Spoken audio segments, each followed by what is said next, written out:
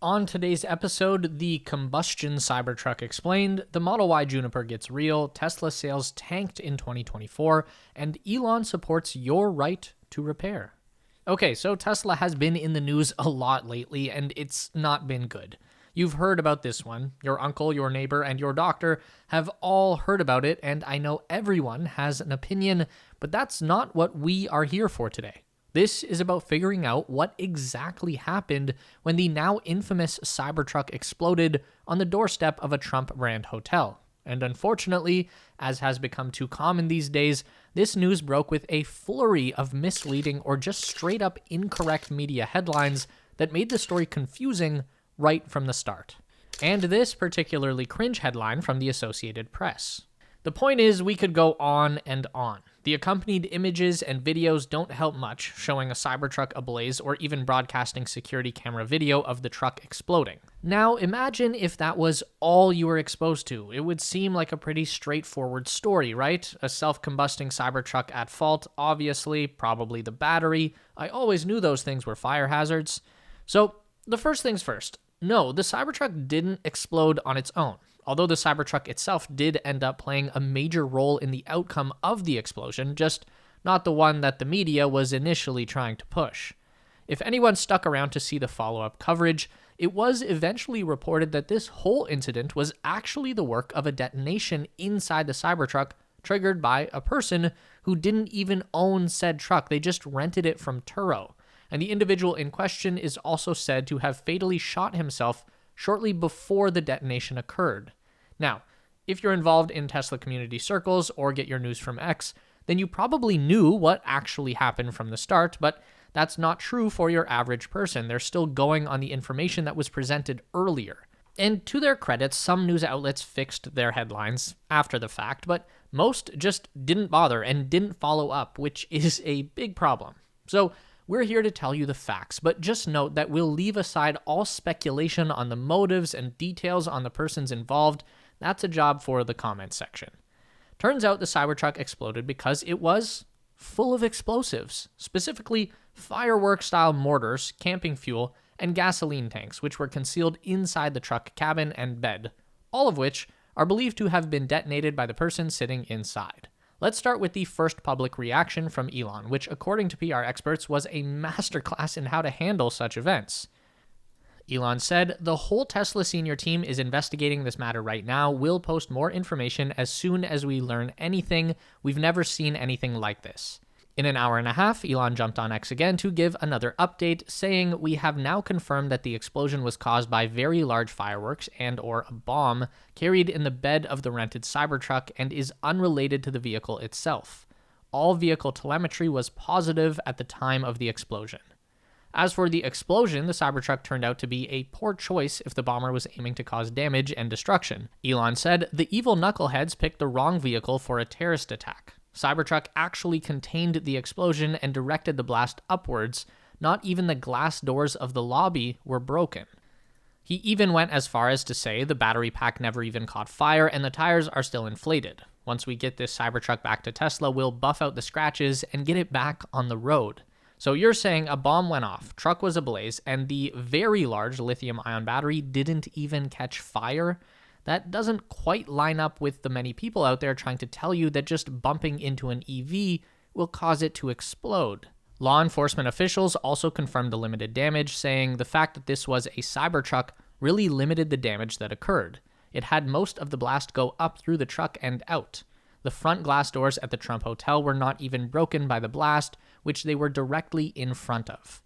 Elon has sent a team from Tesla to try and recover any footage from the exploded Cybertruck.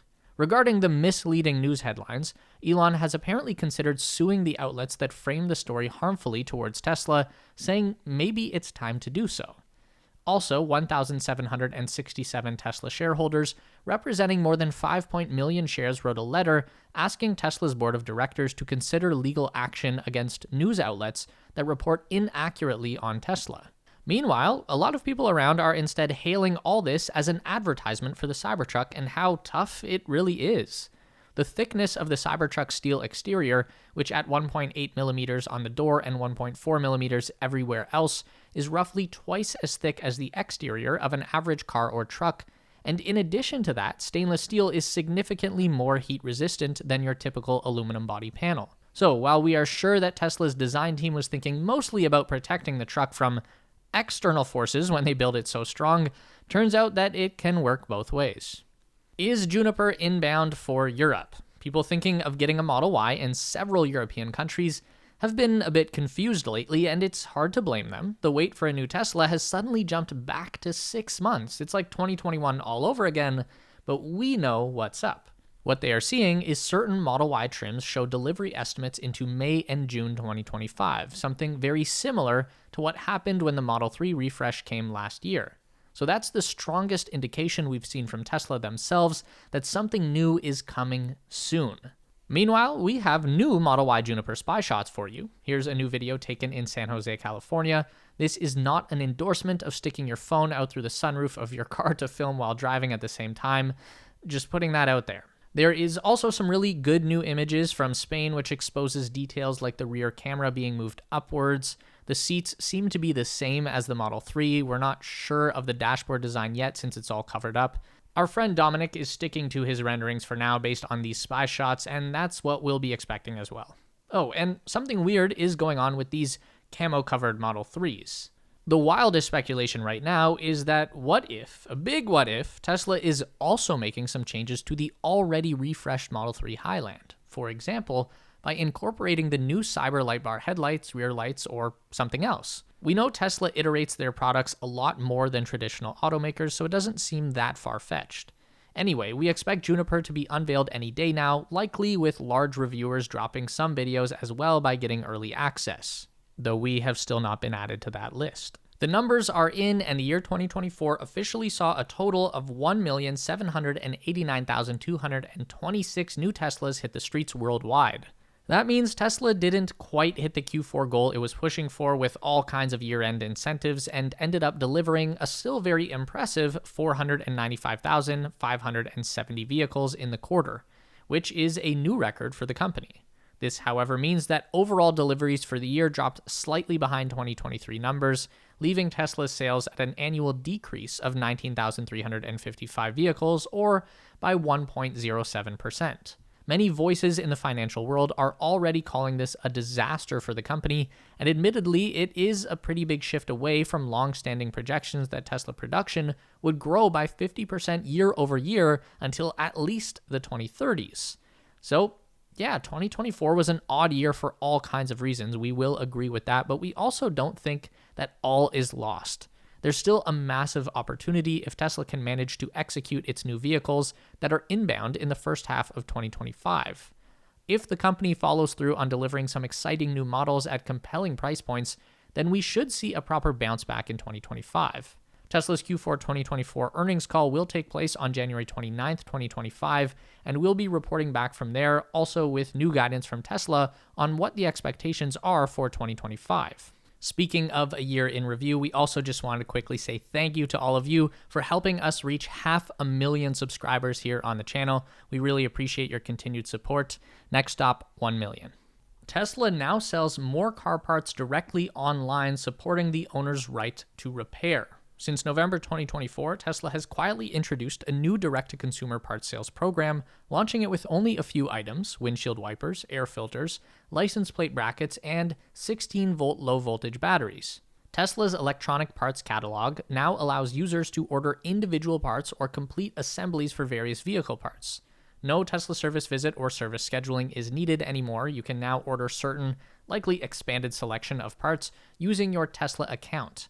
This is available currently for US only, but the program is likely to expand soon. You can even order parts for vehicles you don't own, so if you want to buy a Model S brake caliper service kit without owning a Model S, you can now do so. Tesla has been opening up its systems towards the right to repair goals recently, for example, making the service mode available to everyone from the vehicle menu, adding in-car vehicle maintenance history, and continually improving their service mode and service manuals. Speaking of service mode, just a few days ago, Tesla launched a great new feature in the Cybertruck Service Mode Plus, an interactive wiring diagram that shows you the wiring of the whole truck in 3D, giving you the ability to search for particular connectors and see where the wiring runs to and from. Per John Kelly, you can locate any connector on the vehicle, tap on it, and see the connector pinpoint wire colors and where the harness connects with links to other connectors.